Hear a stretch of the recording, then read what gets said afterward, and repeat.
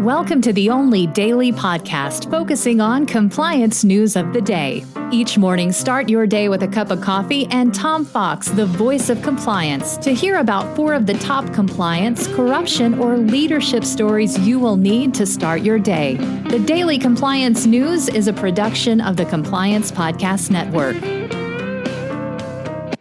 First, a word from our sponsor.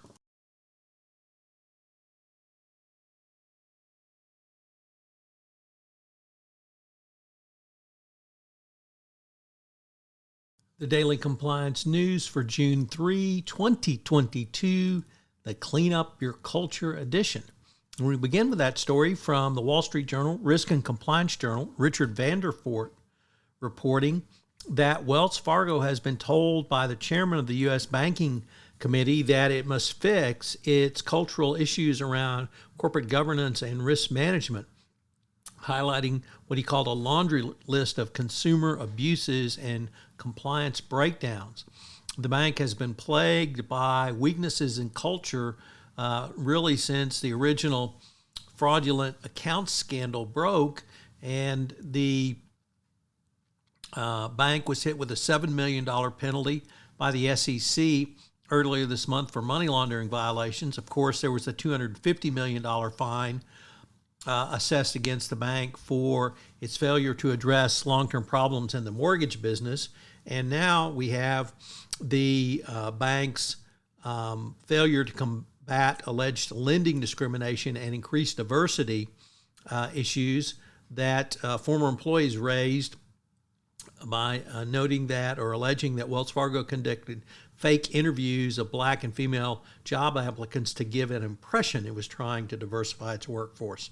All of this, of course, is in the face of the CEO of Wells Fargo, Charles Schroff, earning $24.5 million last year, up from 2020. So when the Senate Banking Committee chair says you really need to clean up your culture, that means you really got a bad culture.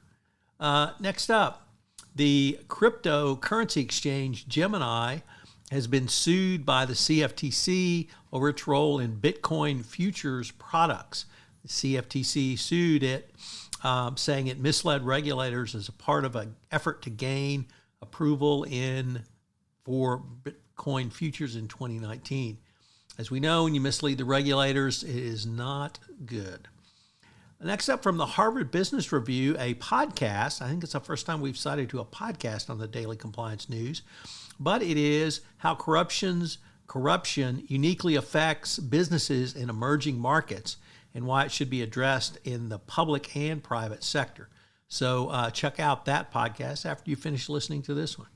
And finally, the House Oversight Committee is now looking into the investment made by Saudi Arabia into Jared Kushner's investment company that he created after he left the White House.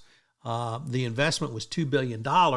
Obviously, that raised a lot of eyebrows given who Kushner is, the positions he held in the Republican administration, the favors he did for Saudi Arabia, and his really lack of business acumen in this area. So whether or not this was based on something he did or didn't do for Saudi Arabia, it looks like someone is going to investigate a post-fact investment. The Daily Compliance News is a production of the Compliance Podcast Network and a proud member of C-Suite Radio. Thanks so much for listening. I hope you'll join me again tomorrow.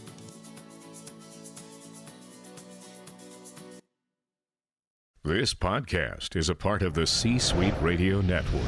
For more top business podcasts, visit c-suiteradio.com.